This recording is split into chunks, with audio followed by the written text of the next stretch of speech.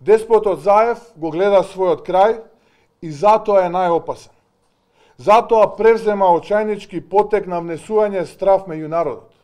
Затоа апси, врз основа на изјави на сомнителни лица, без докази, нарекла казала муабет.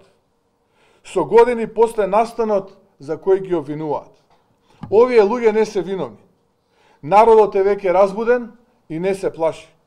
Заев, запамети, ВМРО ДПМНЕ, граѓаните на Република Македонија, народот, не ти се плашиме.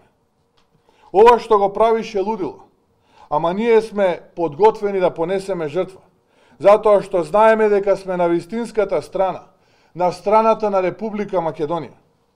Ти очукува часовникот и да знае Заев, готов си, нема бегање.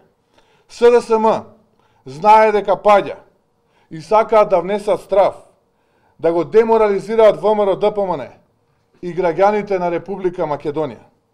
Тие сакаат да се збори за притвори, за апсења, за изживувања, за да не се збори за вакцините кои убиваат, за здравството на Филипче кое убива, за неработата на Спасовски која убива.